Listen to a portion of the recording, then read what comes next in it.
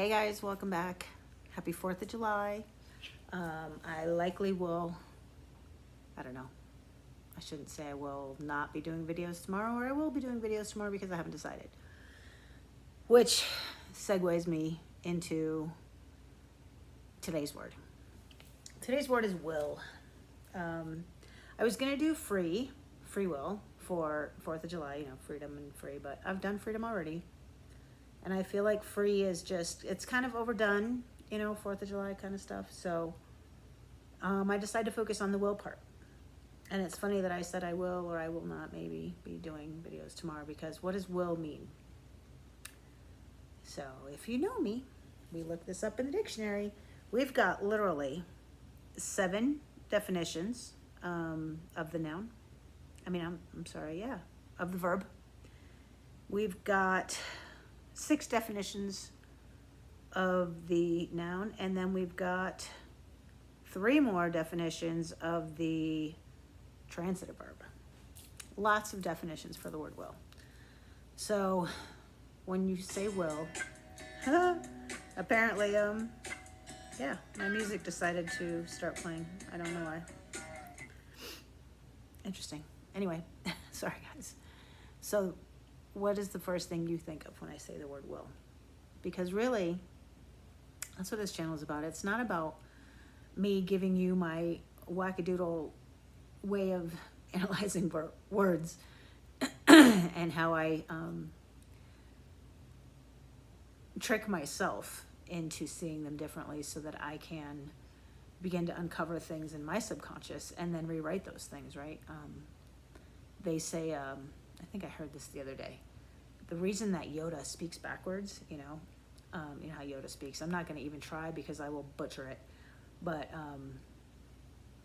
the way that Yoda speaks, the reason he says it backwards, whatever it is that he says, his sentences backwards, is because he wants you to hear him. He wants your ego not to block what it is he's trying to say, so that your innermost self, your Christ consciousness self, your super conscious, can actually hear those words. When we say the words in order, and there's a joke that says, men only hear every 3rd word. And I think that could be said for women too. But after a while, and even in your communications with other people, you kind of already expect what they're going to say. People have patterns, and it's 9 times out of 10, you're probably right. You're probably right. So your brain just says, you know what? I already know what's coming. Let me just go ahead and react. This is what will happen, if you will.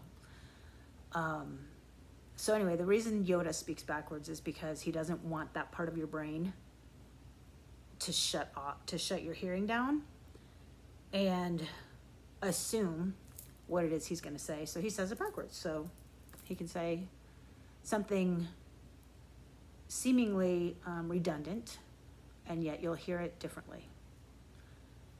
That is why Yoda spoke the way he spoke. So anyway, the first thing you think of when I say the word will. So the first thing I think of, for some reason, I don't know why, that movie Good Will Hunting.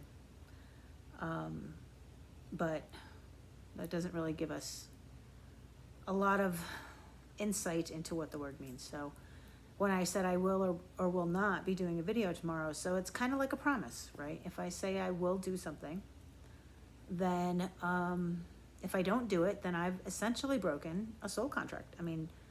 A contract in some way, shape, or form, a verbal contract. If I say, I'll go to the grocery store tomorrow, and I don't go, it doesn't matter that I didn't tell anybody.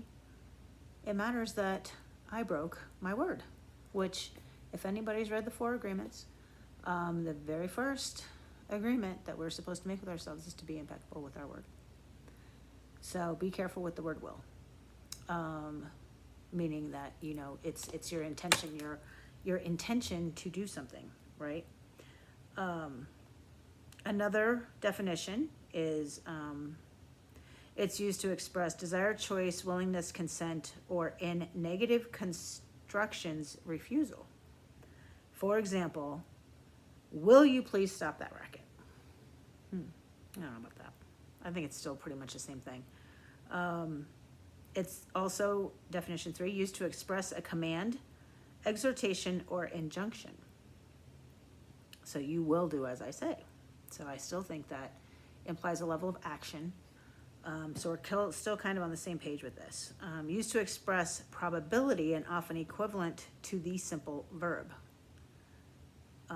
That will be the babysitter. That's a weird example for that. Used to express inevitability, accidents will happen.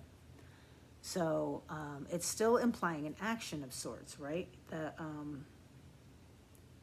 The decided action. This isn't a possible action. This isn't I might do this tomorrow. This is I will do this tomorrow, right? So this is an implied absolute. This is not a wishy-washy, I may or may not. This is I will. As a transitive verb, it is considered a desire or a wish. Call it what you will, okay? And I say if you will a lot, so I never saw that as desire or wish, but I guess I could see where that's a thing, right? If you wish to call it that, if you desire to call it that. So we've got intention and we've got desire for the two words, for the two definitions for will. And then, of course, we've got a lot of people would say will would be that document that exists when a person dies. And that is a legal declaration of a person's wishes regarding the disposal of his or her property or estate after death, especially a written instrument legally executed by which a person makes disposition of his or her estate to take effect after death. Okay, so the first two definitions, one was intention and one was wish. And then the legal description is literally a wish or, what did it say? Because it said wish and intention. Executed by which a person makes disposition of his or her estate to take effect after death. A legal declaration of a person's wishes regarding the disposal of his or her property estate after death. So literally, it is a wish. But it's also an intention. The trick here is, at no point, other than in the legal document, is it enforceable? Interesting. So the legal document is enforceable, right? So, for example, if a person dies and the executor of the will decides that they're going to, do it wrong or not include the people that need to be included or not be ethical or not be righteous or not be respectful of the decedent's wishes, then there actually is legal recourse that could be done, providing those that were wronged decide to pursue that, which doesn't always happen. But I find it odd that a document, a will, is legally bound and respected. And, it is like the end-all be-all, right? But if I say, I will pay you back and I don't, oh well, who cares? That's interesting to me. So I have been very cautious myself with the word will. If I say I will do something and I for some reason can't or won't or don't want to, it really tugs at me. It really, really tugs at me. And then I don't even like coming up with an excuse, even though it may sound good, if it's not true. I'm going to give you a good example. The other day, a friend of mine had asked me to go to her house for the day and spend the day at the pool. And, who wouldn't want to do that, right? Sounds amazing.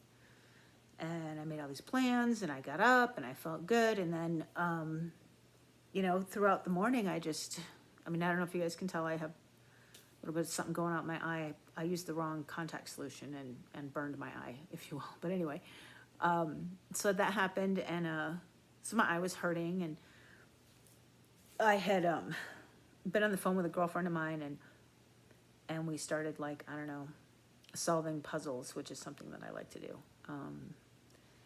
And so I kind of got energetically drained. It was a couple hours on the phone, my eye was hurting, And it was kind of like a weird day. And it got to be where I was, I texted her and I said, well, I'm going to be late. I was still trying to keep my commitment, but when I really came right down to it, I didn't want to go. And it wasn't that I didn't want to see them. It wasn't that I didn't want to spend time. It was that I just literally didn't have the energy to get into the car to drive over there, and I really just needed the rest. And I felt awful, like I really struggled with texting her. And then I thought, I could just tell her something came up. And I thought, no, that's not okay. I will be honest. And I told her the absolute truth, it was a weird morning and I have no energy and I just need rest and need to take care of myself today. I'm very sorry, but I'm not going to make it. And, she wasn't mad. She wasn't hurt. She wasn't offended. And we got together the next day and everything was fine. But, I really struggled with not showing up for her. And, I feel like there's just too many people in the world today, guys, that say, I will do something, and then they don't do it, and it doesn't bother them. And that bothers me, to be honest with you, because if a legal document called a will is legally enforceable, I mean, you can literally go to jail for not executing a will properly. But yet, just because you tell somebody you'll do something, you will do something, and you don't do it, everybody lets it go. It's different if you use the word promise as opposed to using the word will, but I don't really see a big difference in them anymore. And I don't say this to make myself righteous. I don't say this to say that I'm better or worse than anybody else. I'm just telling you how I feel about the word. And when you hear the word will, try to think of that legal document, that enforceable document that the law would put you in jail for not executing correctly. And when you say, I will call you tomorrow, call that person. If you say, I will, I don't know, whatever. Anything that follows the word will. That's your word, guys. And, your words, infinite possibilities. Words are a thing, and your word is huge. You want people to trust you. You want people to believe you. You want people to have faith in you. You want people to respect you. Any of those words. Do what you say you will. It's as easy as that. If for some reason you can't or won't, then renegotiate the contract. I felt bad about not showing up for my friend, but you know what? I renegotiated the contract and everybody came out a winner. I don't feel bad. She doesn't feel rejected. I got the self-care I needed and she got to spend time with me the next day. Maybe it didn't go as we planned it originally, but we both agreed to a modification of that contract, and it worked out much better. And there's no karma, at the end of the day, because all karma is unfinished business. And you say you'll do something, and then you don't do it, and you don't address it. You just created karma. And if you're anything like me, I'm on a mission to clear up all the loose ends in my life. I'm on a mission to clear all the karma, to put to rest everything that needs to be put to rest. I have no capacity for unfinished business anymore. So, again, not making myself any better or worse than anybody else. This is just my journey. This is where I'm at. All I want to do is to spark you guys to think about how significant it is. And maybe it's not significant to you, but maybe it is significant to the person that you say you will do something. Maybe that phone call that you said you'd make, maybe they were hanging on by a thread, waiting for that time for that phone to ring. And when that call didn't come in, they did something awful to themselves. Maybe you borrowed money and said you'd pay it back, and that person really needed it back. And they lost a car over it or something goofy like that. You know, you don't know what's on the other side of what your will is. You know, and God gave us free will. He gave us the freedom to choose. He gave us the freedom to make those contracts and to break them or renegotiate them or cancel them altogether. But we are free to make the choices on those wills. What we are not freed from, though, we talked about this the other day, is the consequences of those choices. If you tell somebody over and over again that you will do something and you've never done it, they're not going to believe you. They're not going to trust you. Your words will be meaningless. Is that what you want in the world? It's not what I want in the world for me. I mean, maybe you don't care.